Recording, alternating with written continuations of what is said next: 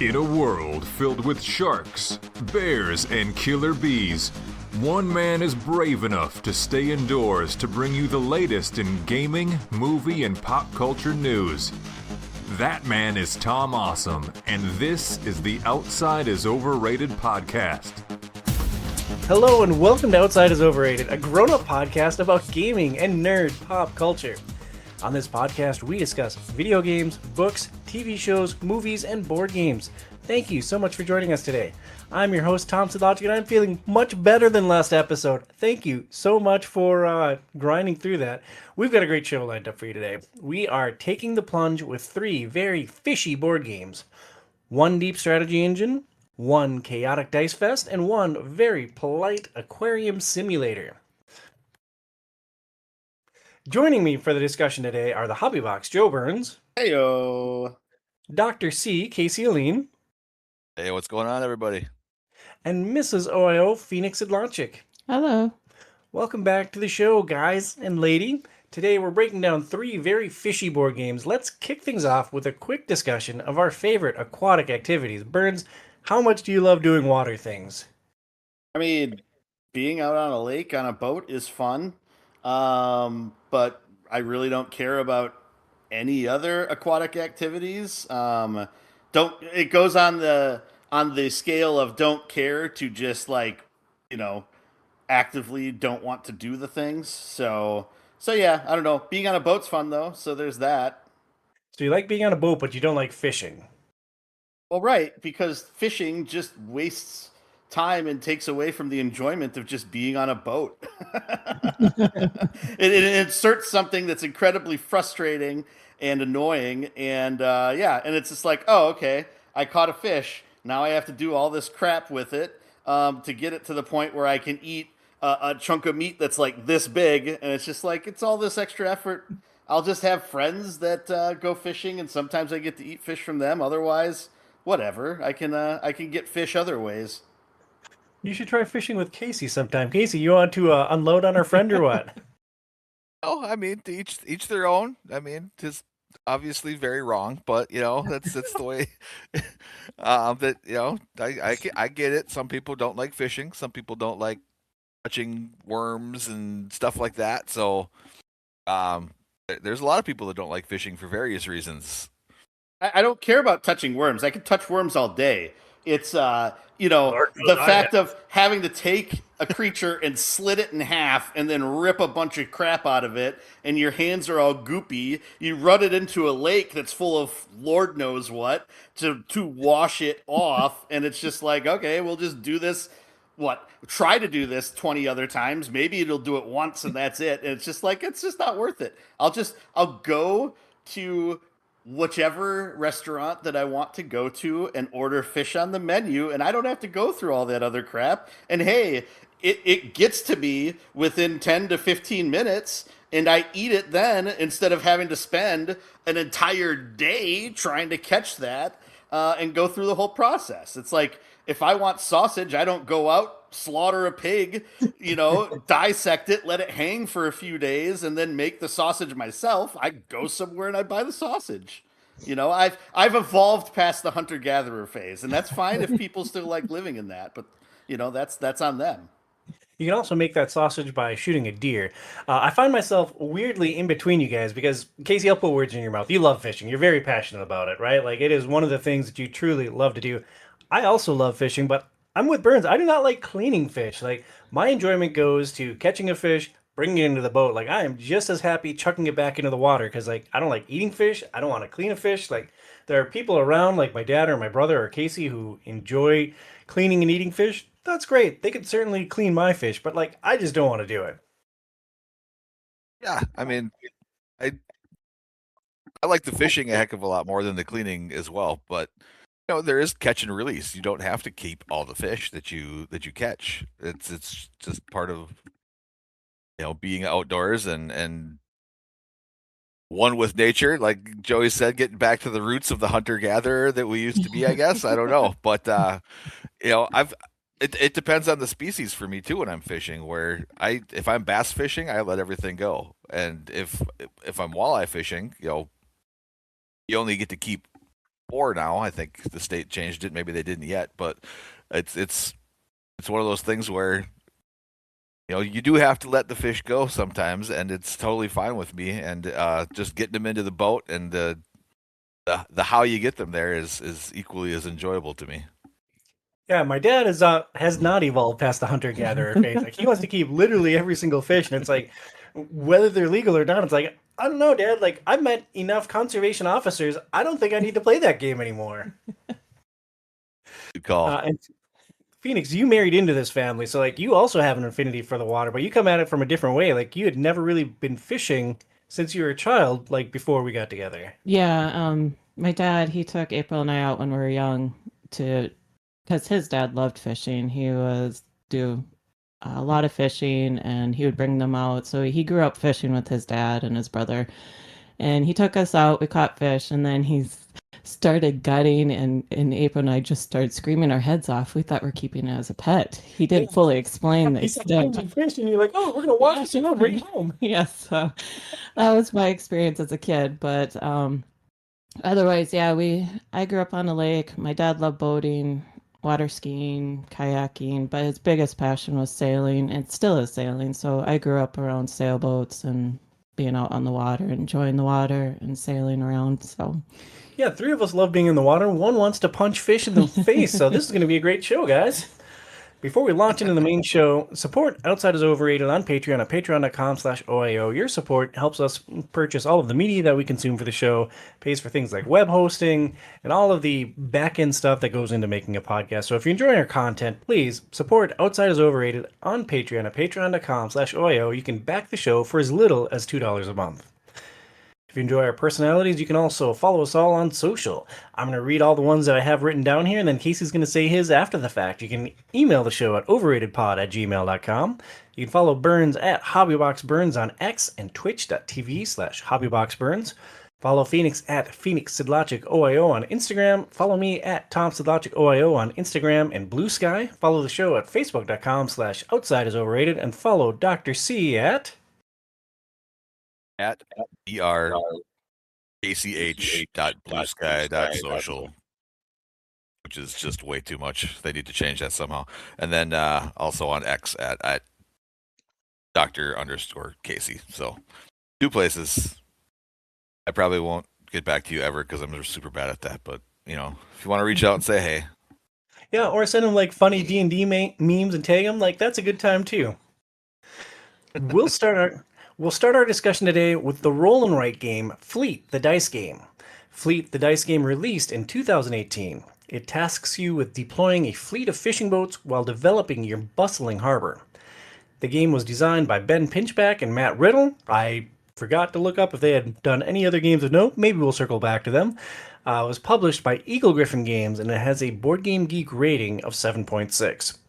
We discussed this game in some detail in our New Year, New Board Games 2025 episode. It's a roll and write, and before I explain what that means, had any of you really played any style of game like that before, like a roll and write? I mean, I'd played Fleet before and a couple of other ones. As we discussed on that episode, Adam originally introduced me to Fleet, and it was one I wanted to pick up because it was easy enough to play with family and friends that don't play a lot of board games.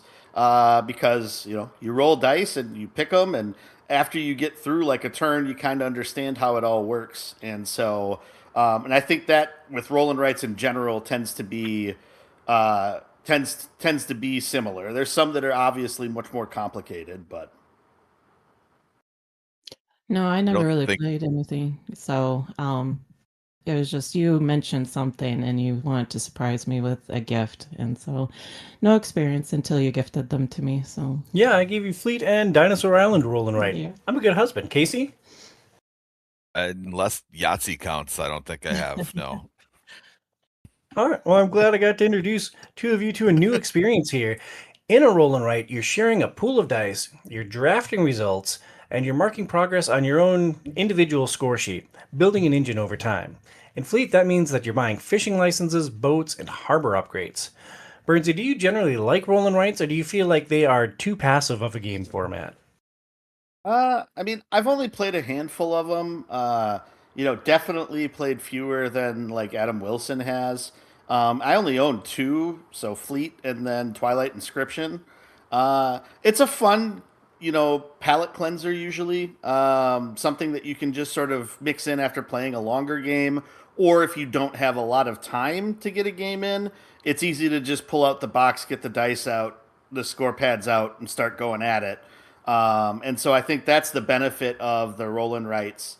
And people love chucking dice, and so that's an aspect of it too. So it's similar to like Yahtzee, which was kind of that original dice rolling game. Everybody kind of understands how at least that mechanic works, so it's pretty lightweight from that perspective. And Casey, this being the very first time you've played a roll and write, like what was your initial feeling towards just the format of the game with rolling the dice, choosing your die, and tracking everything on your own unique sheet? For someone who's like a little bit into critical thinking as things are going on, like just rolling dice and then picking it actually was kind of a little bit overwhelming for me at first because everything was just moving so fast. So like I felt like I wasn't really getting the chance to think about things like I normally have to, like I normally do.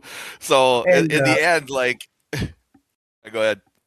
Well, you also had the limitation of you forgot your reading glasses, so you literally couldn't see the game the first time we played. Like, how much did that factor into your thoughts towards that first playthrough?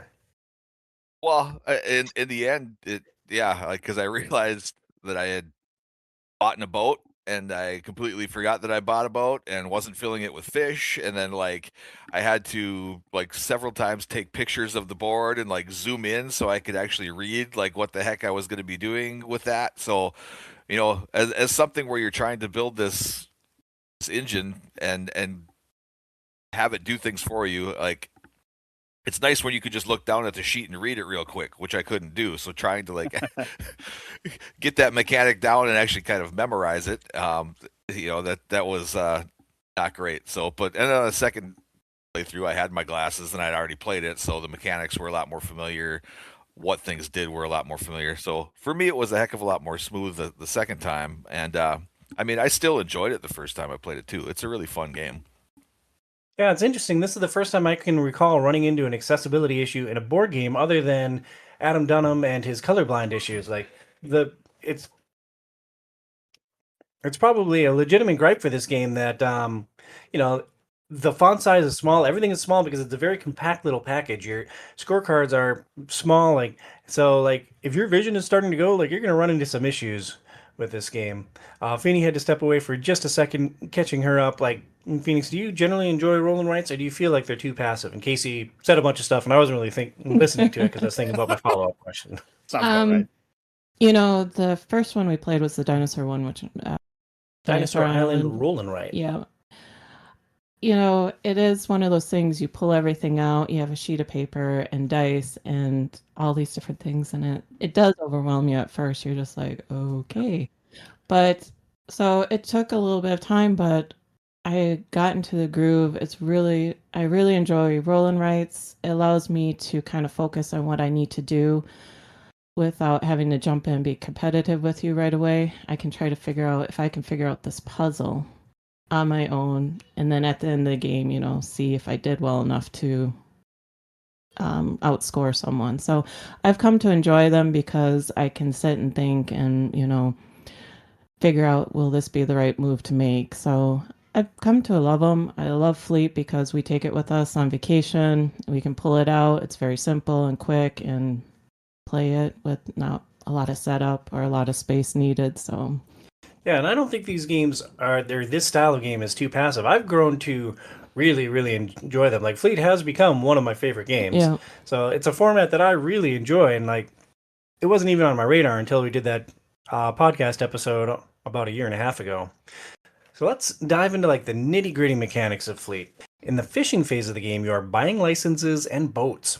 Better licenses give you better rewards and bonus actions. More boats allow you to harvest more fish, and each fish is worth a victory point. Did the fishing phase feel like a meaningful engine building, or was it just checking boxes for points? I thought it was super important. As I said, like in the first time, I had completely missed filling a boat, and it totally affected the outcome of the game for me. At the end, you get points for how many fish you fill up. So buying these boats and getting different licenses and stuff, it becomes super important, not only in the beginning as you're starting to build that engine, but long term too, because it's a super, like, it's just a core mechanic of the game where you need those victory points in the end. And I think it's such an interesting balancing act between the licenses and the boats, because more boats equals more fish equals more victory points, which is great. But at one point, you choose whether you get your level 2 license or a boat or your level 3 license or a boat, and those licenses give you really big bonuses. Like one fish will give you extra money, and fish gives you like wild cards where you can fill up things anywhere in your sheet. And so I thought it was a really interesting tension between licenses and boats, and I think that the fishing phase is where this game really shines. Yeah, and I think the other aspect of it is that you know, you have the four different things that you can catch. Yeah, it's four different things that you can catch, and that also is another dynamic because each of those types of fish are kind of or creatures, I guess, because they're not all fish. Some shrimp is one of them, and so on. But each of those kind of is a different ability that you're unlocking or that you're specializing in, and sort of similar to real life. You're not going to have enough resources to catch everything, so you really need to sort of focus down specific paths. And I think that's another really interesting aspect of the game is determining going in how do you want to focus, like what types of things do you want to try to catch. It depends on if they come up on the board or not, and if you don't get the thing that you're trying to maybe specialize in order to increase one ability, then what is the other thing that you're going to try to catch some of too? Because if you're just trying to catch a wide variety of all the things, you'll maybe get a little bit of an ability increase for each one, but it's not going to be the same as if you get that level 3 license and have all your boats for one or two of the creature types that you can catch. And so that's another interesting dynamic that also makes the game more replayable because you can try different strategies each time. And so I think that's one of the really neat aspects of how the fishing phase is set up. Yeah, I want to piggyback on that, and you brought up a really good point, Joey, where the first time we played this too, like, it's easy the first time to kind of get spread out a little bit too much, and then you realize, like, oh man, like, I really should have specialized a little bit more on this track and this path. So like the more you play it, the more you're able to kind of strategize and get into that. And yeah, I just thought that was a really, really cool mechanic too. So, you know, sharing the dice pool, but also having to like try to specialize and get that in there is just, it's sometimes it's frustrating, but then sometimes it can be super rewarding too. It's interesting when you have the dice pool, as everyone chooses a dice, it's like you have to kind of hold off and wait to see what dice you end up getting if you're towards the end of the time to choose. And so it's very unique, and it's a way that, we move the first player token around. And one of the things that I thought was interesting was how the game changes between 2 players and 4 players. Because Phoenix, you and I bring this game when we travel literally everywhere because it's small. And we can bust it out after the kids go to sleep, and like it's become our number 1 travel game. Then for the show, we were playing with 4 players with Joey and Casey. Did you notice that changed like the dice drafting at all, or like changed how you approach the game? A little bit, because between you and I just going back and forth, you can sort of start thinking ahead a little bit easier. Like, okay, if these are left, I can maybe have options. But when you're playing with 4 players, you're like watching them dwindle down, and you're like, okay, I got to figure out how I can use this to my advantage. So it's very enjoyable with the 2 players because, you can I can think ahead a little bit better. With the 4 players, it was a little more a challenge for me because it was just like trying to think through the process. What will engine build? Which way will engine build better for me? So it was different, but it was also a new challenge for me. What I enjoyed about 4 players is more player means more dice. So like with 2 players, you're playing with 3 fish dice or 2 town dice on 1 fish die. With 4 players, we had 5 fish dice going at once. So like there's more variety to the things that were rolled. And like with 2 players, we might both be specializing in 1 or 2 things, but in 4 players, you don't always have that luxury. Like sometimes you just get the leftovers and you have to make do with it. And I think that making it reactionary is kind of interesting. I love the game at both player counts. Did you have a preference between 2 or 4 players? I enjoyed both. So actually, no, I don't prefer one way or the other. And you know, when we first played it, I was so focused on trying to catch fish and do boats that the last few times we've been playing, I've been trying to go after the licenses because I know those victory points. And so I've been focusing more on trying to get those. So I've been trying to still figure out what the best approach is, at least for me when I play it. So Yeah, I like getting those level 2 licenses. Burns, did you want to comment on different player counts, or have you not played Fleet enough recently to have a thought on it? No, I think it works really well at both sides, and it is a different game the more people you have. Just because you don't have that ability to plan ahead as well. Like Phoenix had said, when you play just with 2 players, you have an idea. You know 50-50 what you're going to get because the whole mechanic is you're rolling one extra die.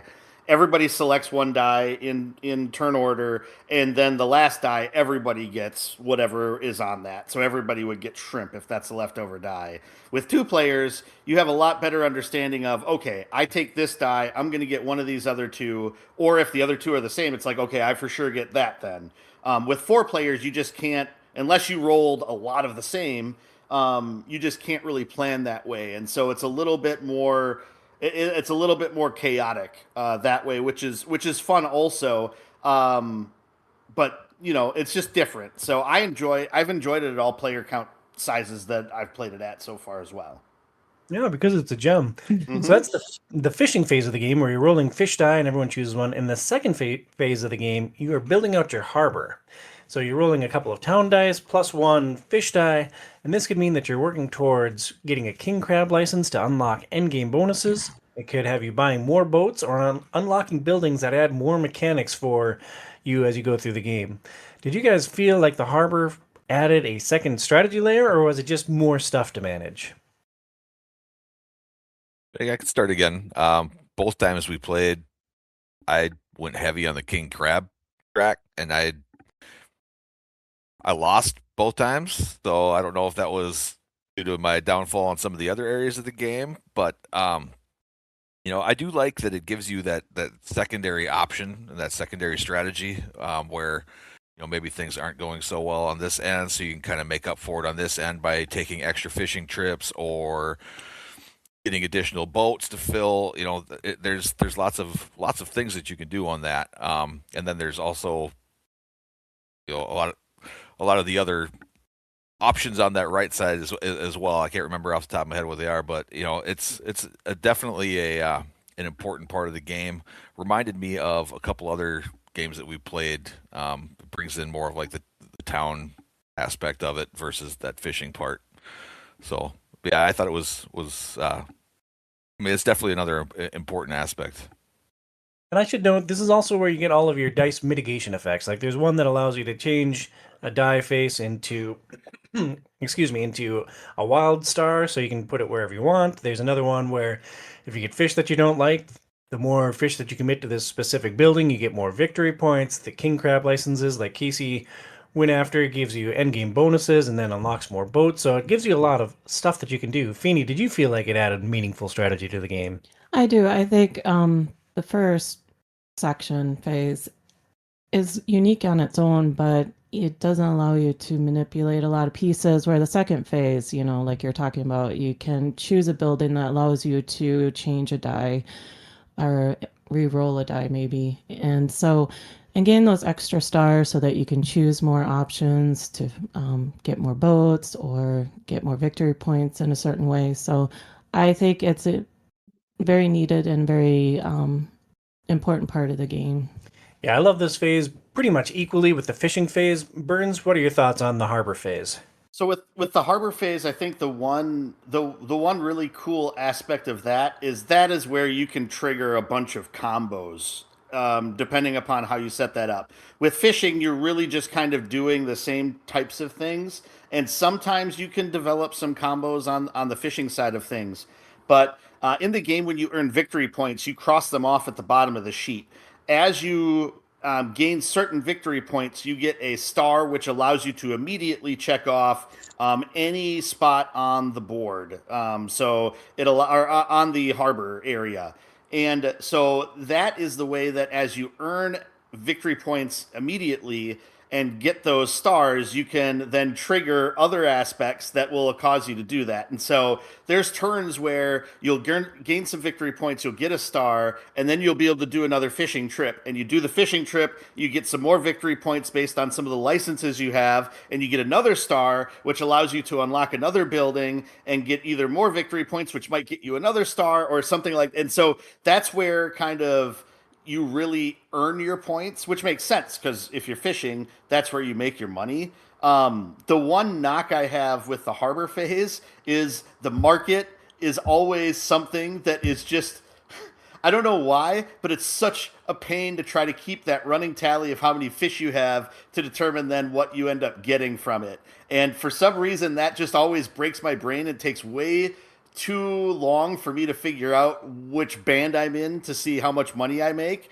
And I think the icon between that and the harbor, I get mixed up every now and again too. And it's so that's the only part of that phase that sort of throws me off a little bit. There's a lot to unpack there. One quick clarification. You said that victory points were how you trigger the stars. It's the income that you make. It's money that you're got tracking. it. That's right. Yeah. Along the bottom. And then victory points are generally tallied at the end of the game. Phoenix, we were playing your copy of the game, so we'll start with you on this one. How well did these two elements come together? What is the best element of Fleet the Dice game?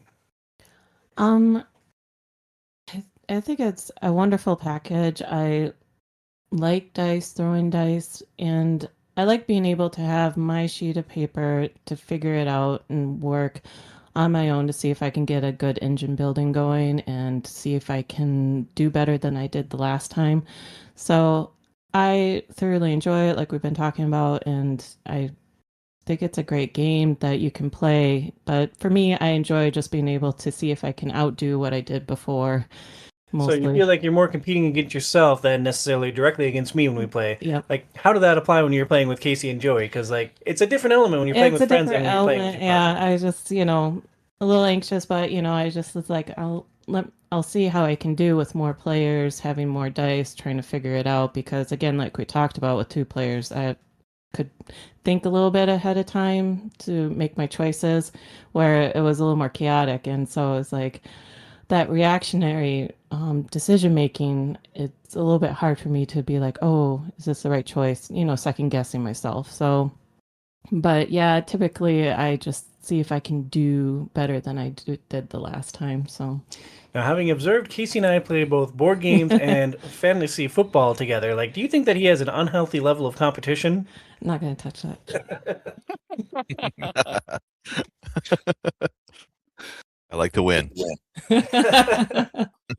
as do I. Burns, your thoughts on how well this game comes together and what the best element of it is? Yeah.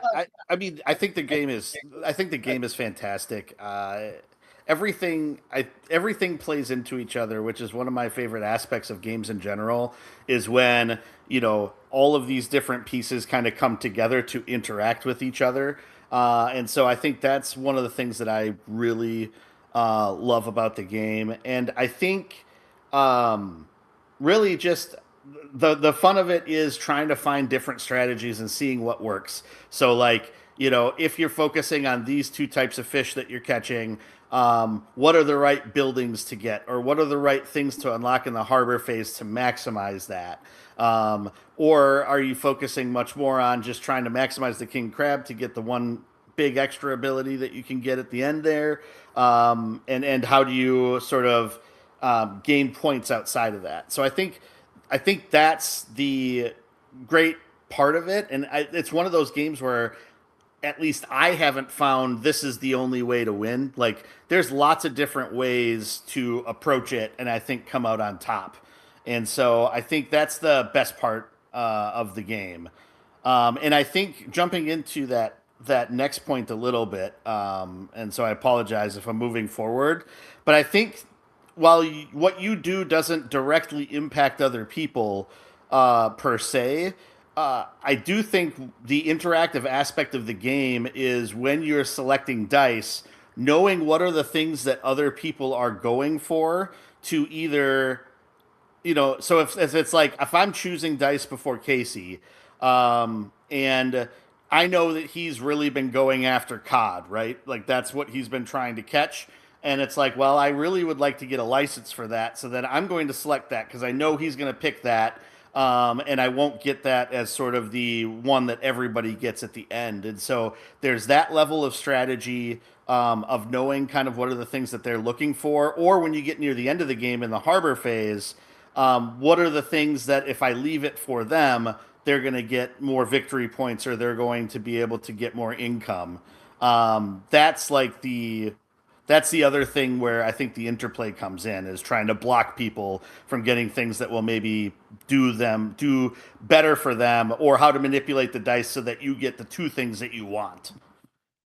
Yeah, I'm with you, Burns. I thought that the dice drafting was the best element of this game, or at least my favorite element of this game, and I also try to stay abreast of what everyone else is doing. Like that's such a big tiebreaker for dice, and generally speaking, anytime I'm playing a game, any way we can stymie Casey is generally a win for me. Not to the same degree as Pat. You haven't reached that tier, my friend, but it is something that factors into my strategy.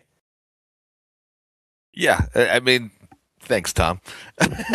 um, it is the best part of this game, I think, too. Of the dice, that's the core of it, right? And it is kind of hard though. Like you want to try to get as many of those bonuses as you can, but you're not going to really usually be able to get them all, right? Mm-hmm. And then knowing what other people are trying to do, but if you take that dice, you might hinder your plan in the long run. So that balance of, well, how much do I want to mess with my opponent versus doing what's best for me in the end game, really comes into play, which is kind of crazy in a game that's just as simple as rolling dice and checking boxes. So for there to be that much integrated strategy is pretty awesome. Then Feener, what about you? You've already mentioned that you like doing your own thing. You like having your own sheet. Did you feel like this game had enough interaction with other people? Hearing you guys talk about it and seeing it in action, you trying to pay attention what people are drafting and trying to grab the piece that will help you get further ahead than someone else. There is that interaction. It's hard for me because it's like I'm already trying to figure out the best engine building I can do to do the best I can on the sheet paper. So for me, I don't even want to focus on what you guys are doing because then I get in my head and I start overthinking and I start you get a little paralyzed. Yeah, right? I get paralyzed. So I've learned okay, with this type of game, I'm just going to focus on what I think I can do best at and use whatever's out there for me to grab to make the best choices and decisions that I have, because otherwise I'm going to get a little paralyzed looking at what everyone's doing, what track they're doing, and start thinking, oh, great, I should have done this instead. So, well, it's awesome that you found a way to deal with paralysis by analysis. So that's awesome. Do you think that I was just going to say, I wanted to throw in there, when I'm looking at what other people are doing, that usually doesn't start until the final 2 weeks. Because it's just like you had said, Phoenix, it's way too much to try to figure out what you're trying to do yourself and making sure that you're doing something that makes sense. And so, yeah, it's usually not until it gets closer to the end game where I'm starting to look at, oh, okay, these are what these people are focusing on. So maybe this is what I should choose here. So it's once I've gotten what my engine is established, that I'll really start to think about that stuff. Because otherwise, before that, if I don't focus on my thing, I'm just basically filling in boxes and watching what people are filling, and I'm not doing anything with any real strategy. We've had a lot of positive things to say about Fleet, the dice game. Let's take a moment and talk about where this game struggled. For me, there's literally only one thing I could think of, and it's not even the game's fault. It's my own inefficiency.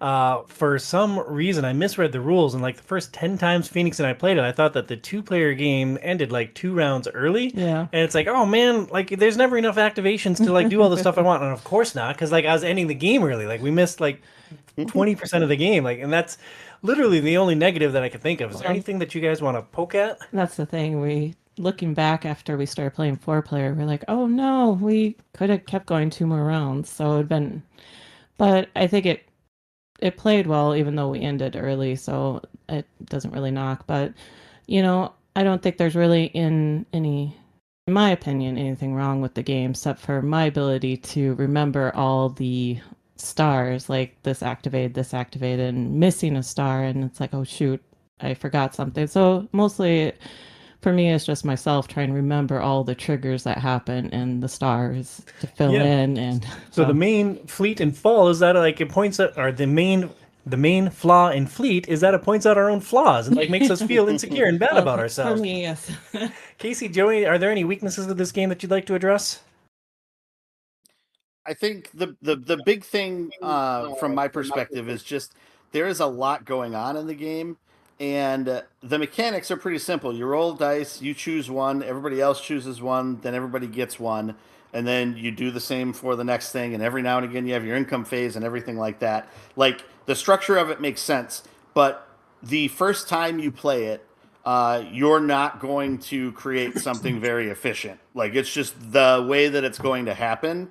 And I think for some people that's difficult to like. I can't compete in my first game, or if you're playing with a lot of seasoned people that have played it a bunch of times and it's your first time playing it, like it's going to be hard to kind of compete. I think in this game even more so than a lot of other ones because you really kind of have to see those first like that first half of the game and how everything starts to interplay with each other before you really start to understand how that all works together. And so if you're the type of person that needs to win every game, even if it's the first time you've played it, that's maybe going to be a struggle. And I know with other games, I haven't really had it happen with this game, but with other games, I know I've seen people that are uber competitive.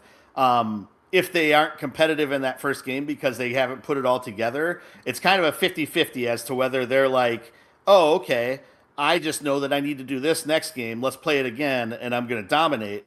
But the other side of that coin is, oh, this game's cheap. This doesn't work the way that it was supposed to because this is what I thought going in, and I didn't know what I was thinking about going in. So this game's dumb. I'm never going to play it again. And so that's the only thing that I can see maybe being a downfall is if people aren't patient enough to give it a go or are too competitive that they can't sort of, just enjoy the game once, get an idea of how it works, and then really start to turn the screws on it to try to optimize it on another playthrough. Yeah, we talk about that a lot on the show. Like just about every time we do a board game, we talk about how the first playthrough is a wash and like it's a chance to learn the mechanics and sure somebody wins, but when you come back the second time is when you really start to hone your strategy. The last thing I want to talk about with Fleet is Casey. Who is this game perfect for and who should avoid it? I mean, I think everybody would enjoy this game as long as you have the patience to learn it. Like the first time I played it, like I said, it's not for people who are starting to lose their visual acuity, but especially if you don't bring your cheater glasses, because it is a struggle to see the board. But it's a very easy game to onboard people into, I think, because at its core, it's simple, like very simple. You're rolling dice, you're checking off boxes, right? And it takes a little bit. Like that first time, I know, like at the end of the game, I was like, oh man, I wish I would have known, this license gave me this bonus. I would have focused on that a little bit more. I wish I would have focused more on one track instead of trying to spread out a little bit. So, like, as somebody who plays board games, not as much as you guys, but it's you can see those mechanics in the game start to unfold after you play it that first time, and that, like, okay, the second time I play this, I'm going to do this, I'm going to do this, I'm going to try this strategy. So I really think that's something that everybody would be able to get a grasp of fairly quickly, and because it is a really simple mechanic and a tight package, it's something that everybody could enjoy. And I'm going to take a differing point of view to a degree. I think that this game might be harder for casual players just because there's a lot to keep track of, particularly with the license bonuses. Like, because you get to a point where, like, you do this, and this triggers that, and that triggers that, and that triggers that, and then in this phase you get this bonus from having this license and this sea creature, and just there can be a lot to keep track of if you don't have, like, a quarterback reminding you, like, by the way, you get a star plus this now. By the way, you get 2 money now. By the way, you get this now. So like one of the times that I introduced this to a new player was with my brother, who doesn't play a lot of games. And we played it at the end of the night on a fishing trip, and we both had a lot to drink, and I just desperately wanted to play Fleet. And so like I walked him through it, and like he wiped the floor with me, but it was just basically me like saying, all right, well, now you do this, and like you check that, and like now you get this, and now you go over here, and now you can do whatever you want with that star, and now you do this. And it's just like, as much as I love the game, that was not my favorite playthrough because it felt like I was playing a single player game just with 2 scorecards, and then I beat myself, and then I had to be frustrated with myself. Well, when you're teaching someone how to play, though, like, I don't know. I guess we approach games a little bit differently, Tom. I don't need to win every single game that I play in order to feel like I've enjoyed the game. Whereas I know people are more competitive than me. A lot of people are more competitive than me. But it's like my goal when I'm teaching someone how to play is to try to make sure that they understand how the game goes, that they feel like that they've figured it out, and that they're able to start figuring some of those things out as the game goes on. And if they, play competitively and they want to play it again, like then I've won that playthrough basically, whether I performed well or not. And I think a lot of the times when I'm teaching games, I know I'm not going to do well. I mean, when I've had to teach people how to play Scythe, I usually suck in that playthrough because I'm not focusing as much on the things that I'm trying to trigger. I'm focusing a lot more on that they're catching all those things. And so, if you go into a game where you're teaching someone how to play a game, like that's the focus of the game, not necessarily the outcome per se. And so yeah, and I'd call it teaching, not quarterbacking, because quarterbacking is a very different thing. When you're quarterbacking, that means you're in a co-op game and one person is basically telling everybody else what to do. But if you're teaching someone, you're just trying to help them learn the mechanics with that. So I don't know. I disagree with you vehemently on everything you said, Tom. You want to push me into the lava? Got it. Like Yep. even when I'm teaching a game, I still want to win. Like I play to win. Phoenix Casey, did either of you want to chime in on who this game is perfect for or who should avoid it? Yeah, I think, like I said, I think it's a game that. Oops, sorry, Phoenix. That I think everybody would enjoy. Maybe I'm wrong on that. Like I could definitely see people getting frustrated the first time they play it and never want to play it again. So, but I think if you give it a chance and you give it a shot and you learn some of the things, like maybe this game is not for stupid people. That's who this game is not for. but if you have average level intelligence, I think this is a game that you will enjoy. It also might not be for people that developed a fear of filling out scantrons, because you're filling in lots of bubbles, and so if that like brings you back to a traumatic time when you were doing the Iowa test of basic skills in like 2nd grade, then maybe it's not for you. It's hard for me to say, it was overwhelming for me at first, but I've learned to work through things when we play games together. It's a type of game that if you're comfortable with someone like I am with you, that I know that I can try to work through this, try to get past the overwhelmness of the game, to play the game and enjoy it. If someone is trying to play with someone where they don't feel comfortable, Like, for example, if we had thrown you into the 4-player game first, Yes. without having an affinity for the game already. Yeah, that's true, and good point. And so I think it depends on the type of gamer someone is, whether they're comfortable in the setting, playing with other people, and they just want to have a good time and learn a game and learn engine building in ways and drafting dice. I think it's a good game. I can think of certain people like my sister who used to board game a little bit with me when we were younger. I don't know if she would enjoy it, but like my brother's girlfriend, Christy, just watching her gain into board gaming, it's like I would be fascinated to see how she would take to this game because she is someone that is a quiet thinker, but she can piece together things. So it'd be fascinating to see her play this game, see what she thinks of it when you're done, because she has that unique ability. And also Kelsey, I think it would be a game she would enjoy. Oh, she would crush. All right, here's a hypothetical situation, Phoenix. We have a lot of chiropractors in our mutual circle, including one that's on the call right now. Like, if all of them were forced to play Fleet together, who do you think would come out on top? Actually, I don't know because it would take a couple playthroughs. No, it'd be Kelsey. The answer is Kelsey. You think Kelsey? I think it's No offense, Casey. She would dominate you. I mean, I've already played twice and lost both times, so that's fair. well, she's just one of those people that is quiet through the whole thing, and you don't think she's getting it, but by the end of the game, she's just dominating people through a game because she sneaks up on people with the way she engine builds, and so Yeah, and like she is very quiet. She's not antagonistic, and then you count up the victory points, and you're like, "What just happened?" yes.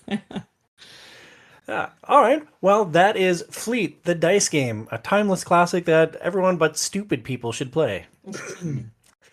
Next, let's hit the freshwater ponds and streams with Lure. Lure released in 2024, and it was designed by Satoru Nakamura. He has 3 design credits, including Dice Fishing Roll and Catch and Dice Wide Shot. This game was published by Allplay. It has a Board Game Geek rating of 6.8. Lure has a very simple premise. You bid dice and then you roll them to catch fish. You bid less dice to go first. So have you guys ever played many games with a bidding mechanic? I mean, it is a bit of a lesser used mechanic. I mean, I know Tom, you owned it at one point, I think, or at least we played it at your place a bunch. But like Revolution, it has bidding as like a key aspect of that game. I know, like with Rising Sun, it's like a sub mechanic of that game. There's one aspect of it where you have to bid on things. The Dune board game also uses blind bidding as like their combat mechanic, and so there's games that have that. And there are a lot of other games, but of the games I've played, this is the one. Lure is probably the one where it's as front and center of an aspect of it. Yeah, same. I did have Revolution. It's actually the first board game that Phoenix bought for me. It was the start of our collection. Yes, it was. Now it's grown significantly and has assimilated a lot of games that Burns also owns. Yep. Like Fleet. Yep.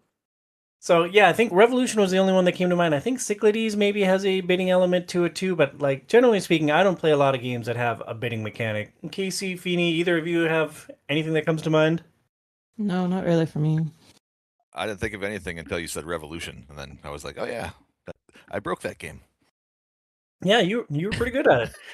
So in Lure, each turn, a number of fish cards will flip up with specific rolls needed to catch them. You might need specific face values on die, or you might need to reach a cumulative total across all your dice. If your dice work out right, you may bag multiple fish. If you go too late in the turn order, there may be no fish left to grab. Was the core action of catching fish alluring? Yeah, I mean, there was I really like this game. It's very very simple. It's one that I haven't bought yet. Phoenix, thanks for sending me the link for that thing. You're welcome. It's one that I can see bringing to the cabin and playing on rainy nights with my family because they're too stupid, to play a game. So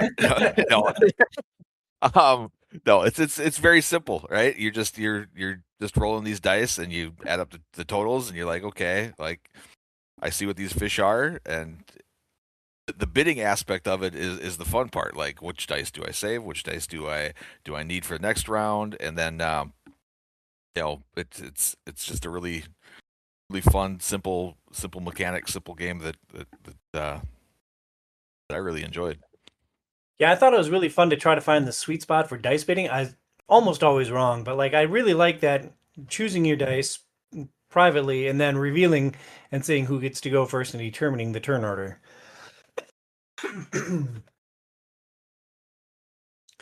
Next, let's talk about the dice pool. Every player has the same dice available to them. You have 5d6, 1d12, and 1d20. The 2 biggest dice are special, and once you use them, they have to sit out the next round before you can reclaim them. In addition, turn order for the round is set by the number of dice that you bid. So for example, if I bid 1d6, my d12, and my d20, that's 3 dice total, and Phoenix bids 4d6, I would go first because I have less total dice from her. But the downside is I'd be missing my 2 big special dice for the next round. So I wanted to pose this question to the group. How did the dice pool keep the game fresh throughout our sessions? I mean, it helps change up the dynamics of when you're playing because you don't know what type of fish come out until after each round. So you're kind of like looking at the victory points that you're going to accumulate if you can get the fish. So it's strategic. You're trying to do the best that you can to catch these fish. But if you use too much dice, then you may never get a fish because everyone takes it before you.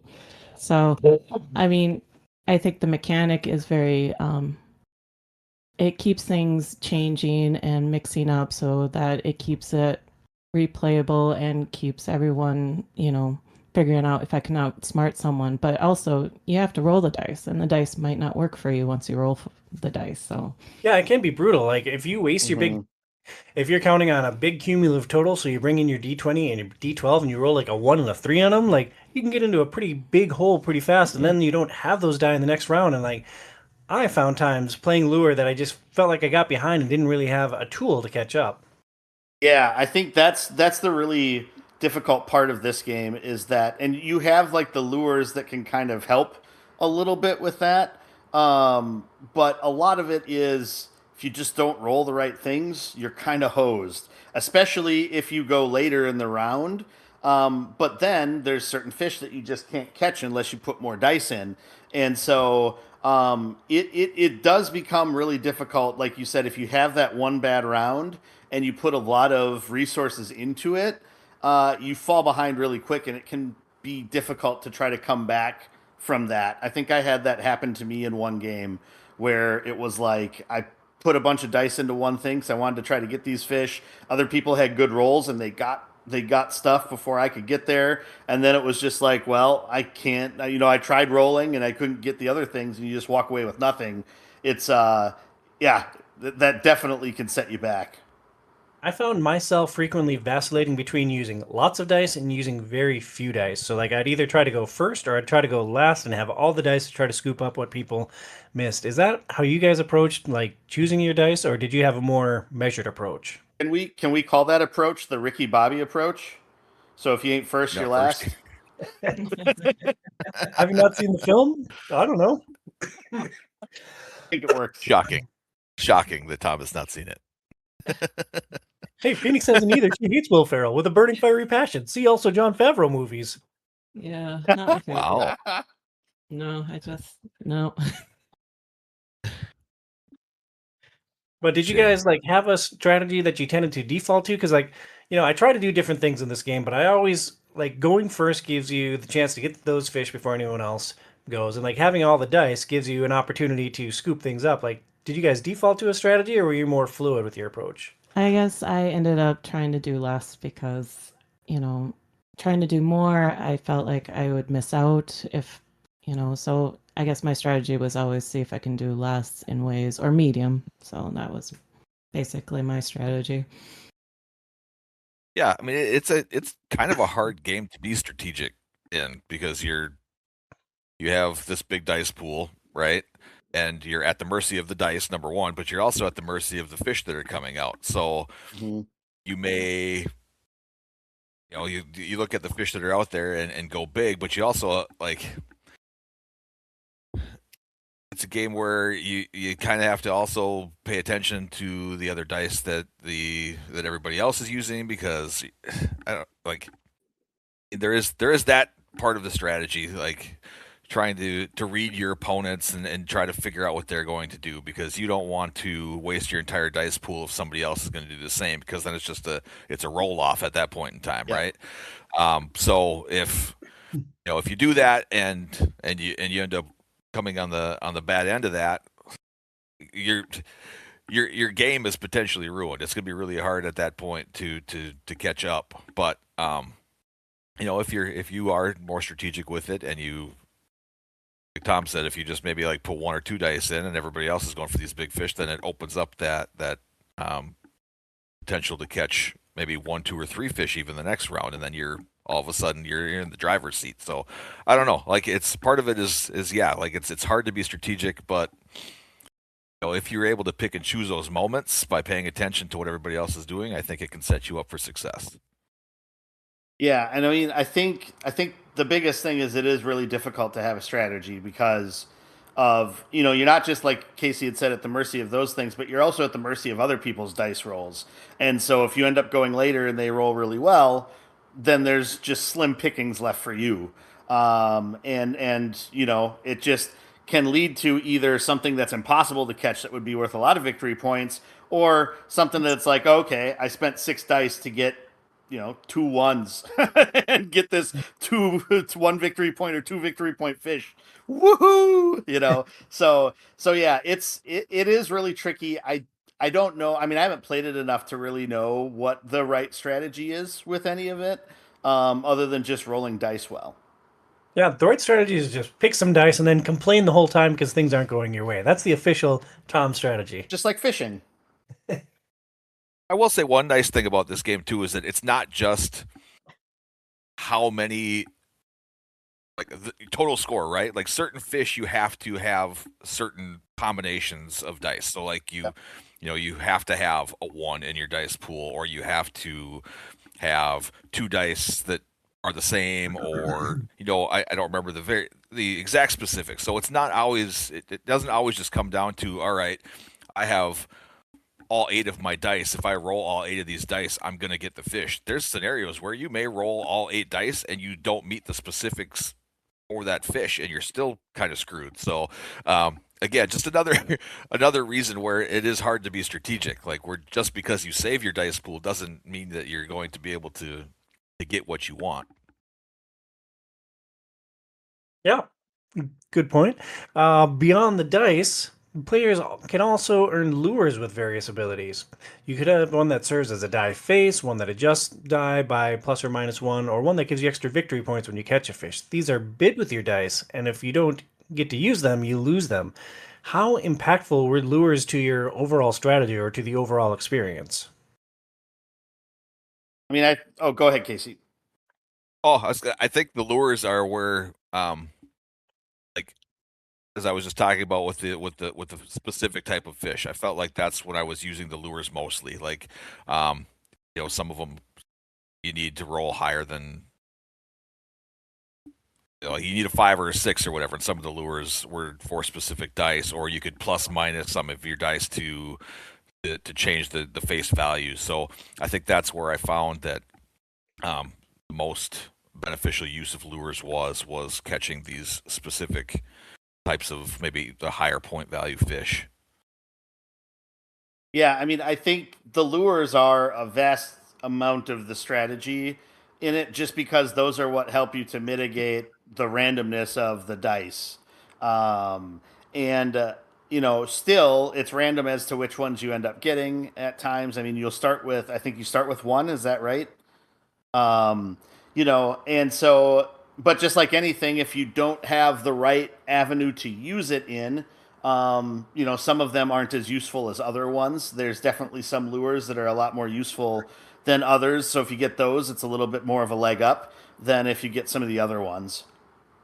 Lures are also effectively the catch-up mechanic in the game. If you don't catch any fish on your turn, you get to draw a lure. And so, that is one way that they give you to try to catch up if you're falling behind in it. Greenie, did you like the lure system? I mean, you guys all explained it pretty well. It's a mechanic that allows you to try to either catch up if you're falling behind, or try to get some of those fish where you have to match specific die numbers to that fish. So if you have a lure that says a 2 and there's a fish out there that you need 2 2s, you can throw that in with your dice and hope that one of the dice will come up as a 2. So they're very helpful in trying to lure or catch more fish into your pool. So They add a fun wrinkle to the bidding system. So, Feeny, compared to Fleet, did you feel more or less engaged with other players in Lure? I feel like it's about the same in ways, but you are interacting because you are bidding against each other. So you're just have your dice in your hand, you flip it over, and everyone shows their dice, and then the person goes. So I feel like it's maybe about the same.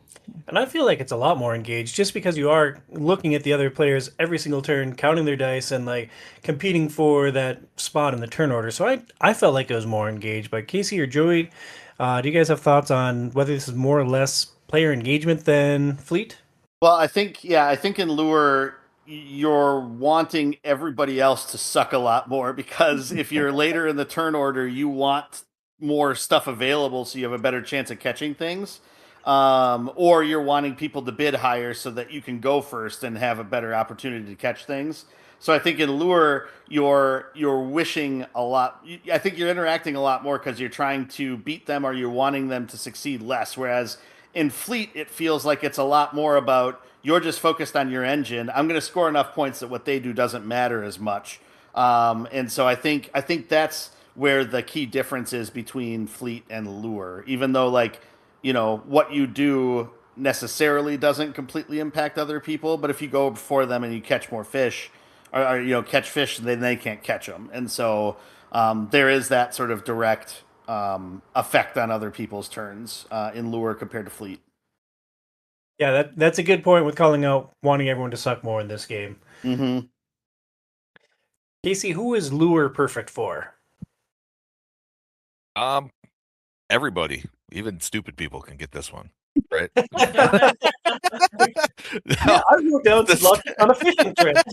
I specifically said that. And like my point is, like, my family doesn't really play board games. We play some card games together and we do enjoy interacting. But like this is a different thing that no matter the level of inebriation that you're at, as long as like I can explain that core concept of choose some dice and then 3 dice gets to go before 4, like anyone can play at that point. So like I think this game is incredibly accessible. And sorry I cut you off there, Casey. No, that's like I said, that's one of the reasons why I want to buy this game, is because one, it's fishing themed, and I like fishing. But two, like, this is, I think, a perfect rainy day at the cabin game where everybody who's there is going to be able to get the gist of it. They're going to be able to catch on real quick. It's fast. It's like the rounds go super quick, so you can play multiple games, multiple rounds. And I think it's, in the end, it was a fun, enjoyable game for me too. So it's kind of perfect for that sort of thing.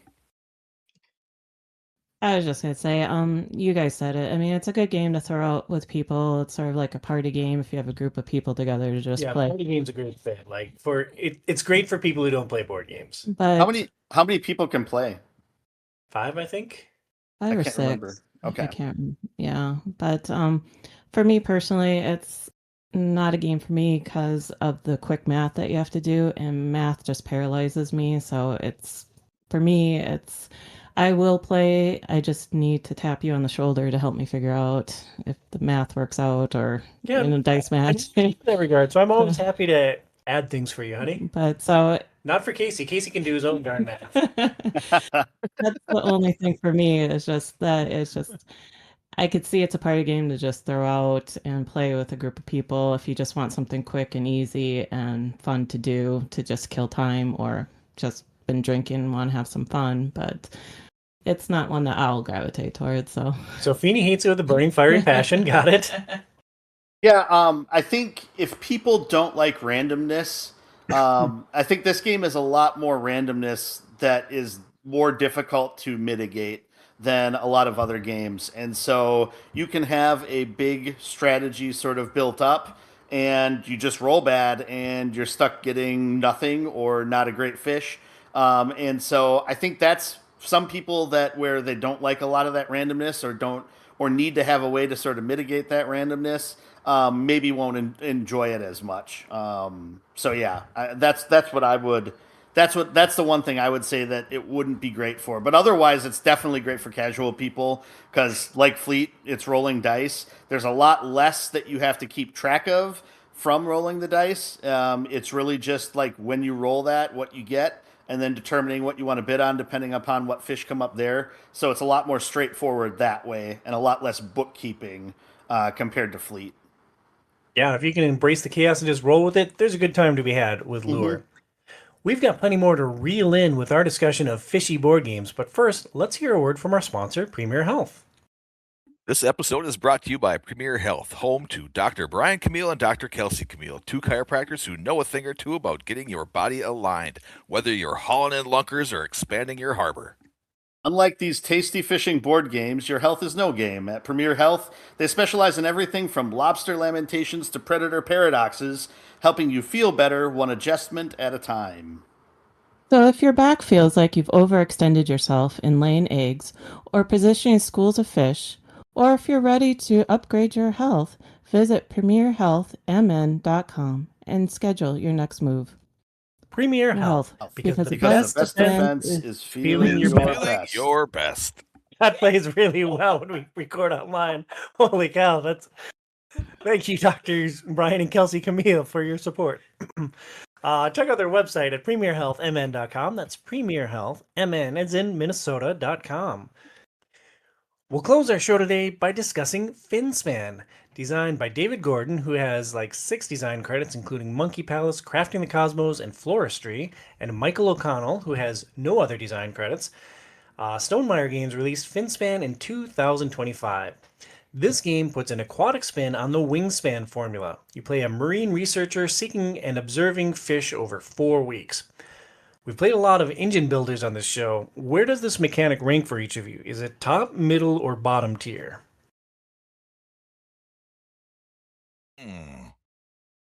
I guess I'd say it's somewhere in the middle. Like I generally like games that have a lot more conflict.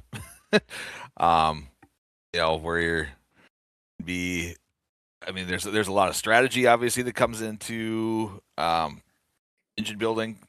It's engine but it's strategy specifically for you. Yeah. I like being able to mess with people a little bit more, which doesn't happen a whole lot in the engine builder format.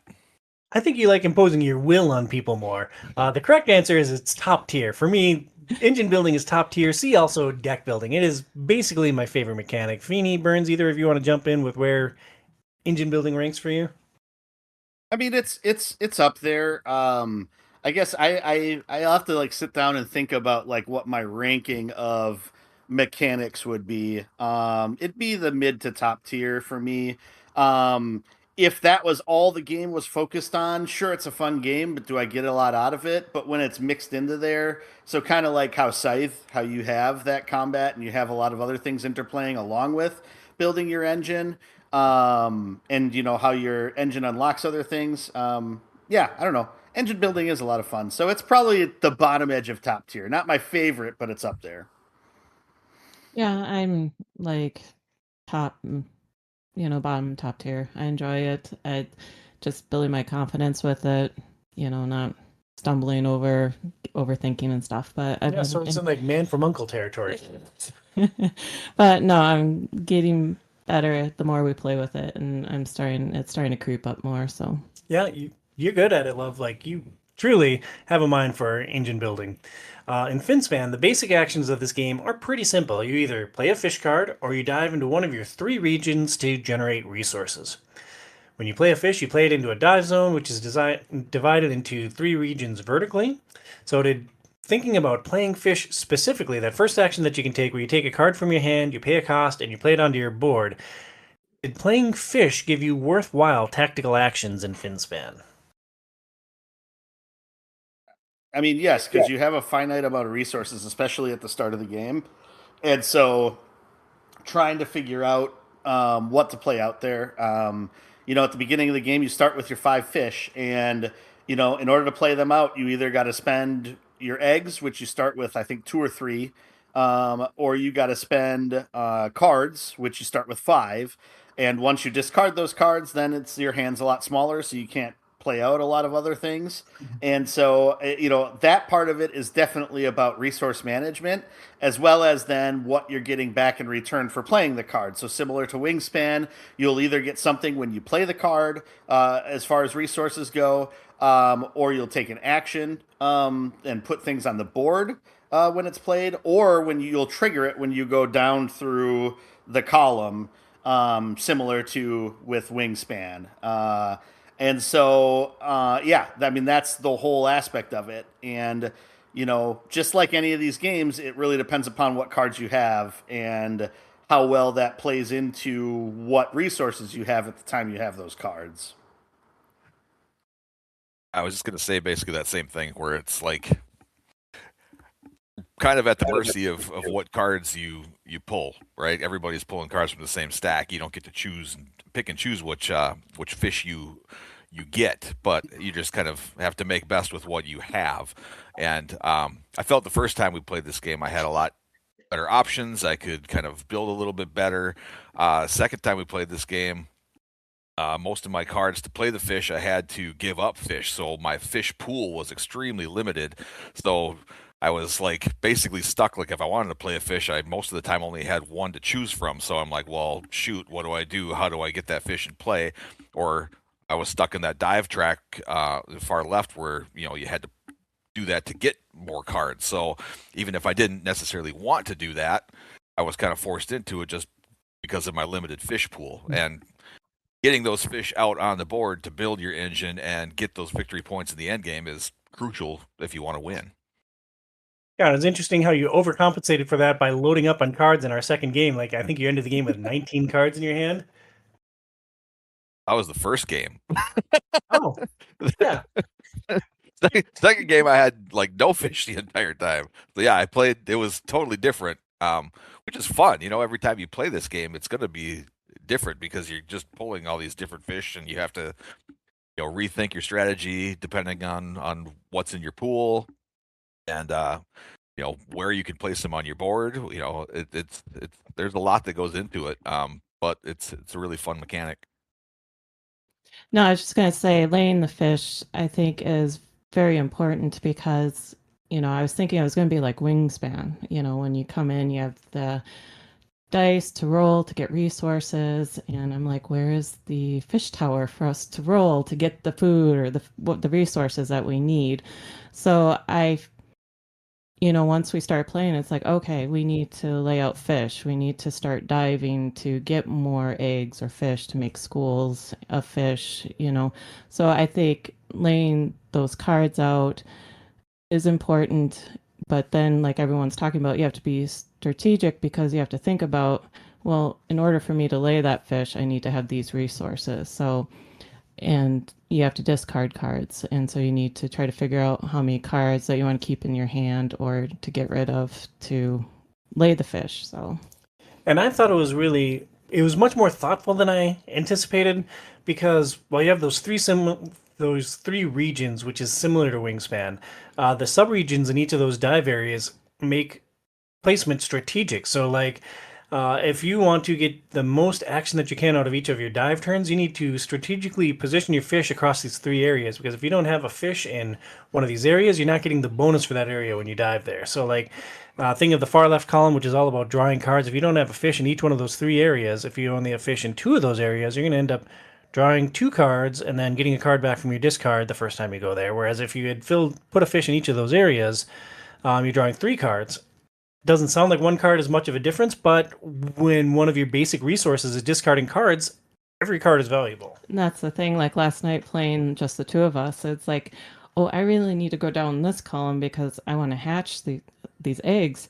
But I'm like, wait, I forget. I need to put one in this column in order to hatch this egg. And I got kind of stuck with like, oh, I got to try to put a fish here so I can, in order to hatch that egg. So, And I got caught in a game where on the far right, it's the only place that you have where you can move fish around. And there's a mechanic where you want to move your young fish together to make schools. Because schools are worth twice as many points as either younglings or eggs.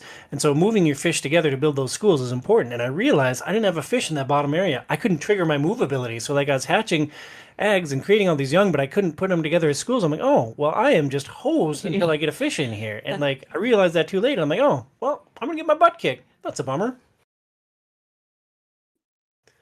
Yeah, and then it's you're limited then on what cards you draw. And I don't know. I would be curious of what the math is between it.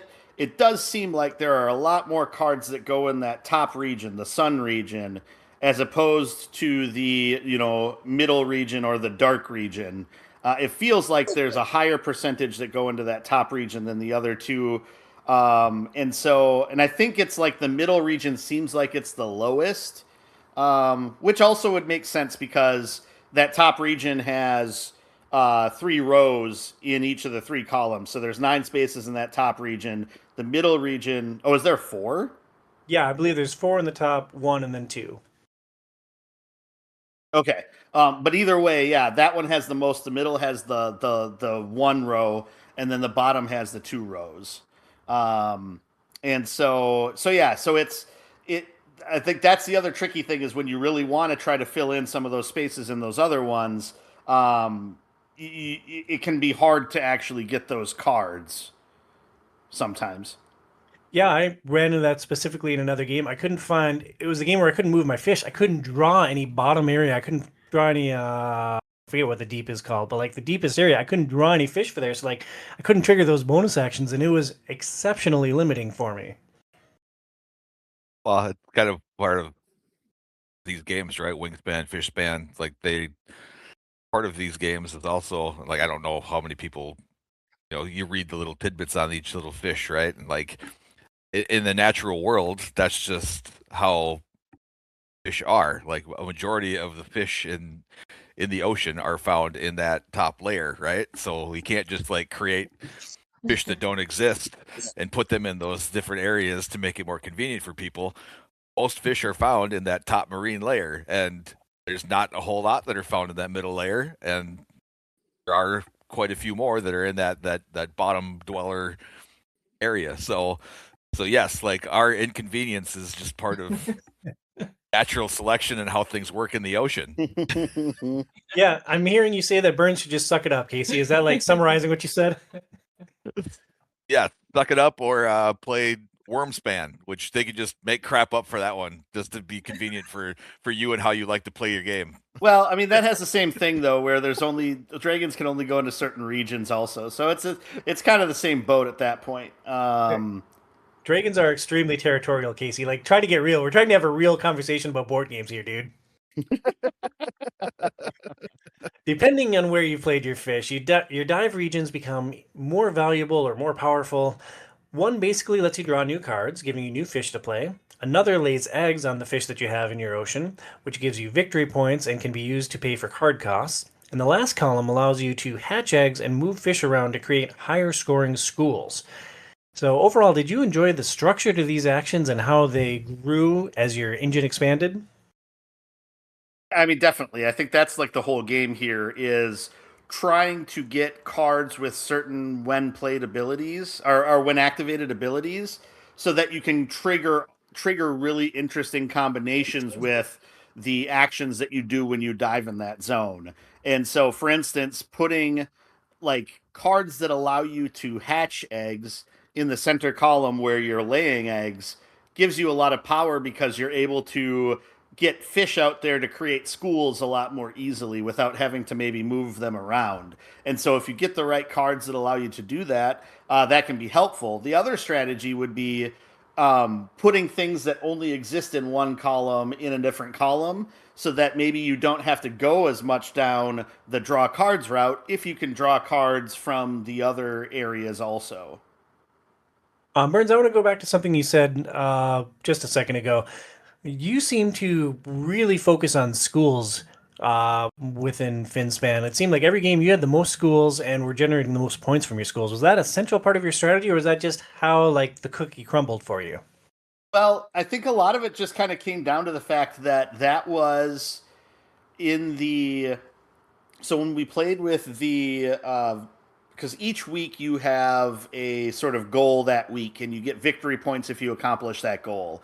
And so there's the one side of it where it's a static set of goals. And so it's always the same for week 1, week 2, week 3. And schools was the goal for week 3 of that. And so it made sense if, part of your goals earlier were to lay eggs and then you have, a week in between to then hatch those eggs and move them into schools, it would make sense to try to maximize getting points off of that. And since they score a lot at the end too, it's worth it to put the time in to do that. When we played with the other side of the board where it's randomized goals for each week, we also had schools on that too. And so it really was just trying to maximize the points towards that.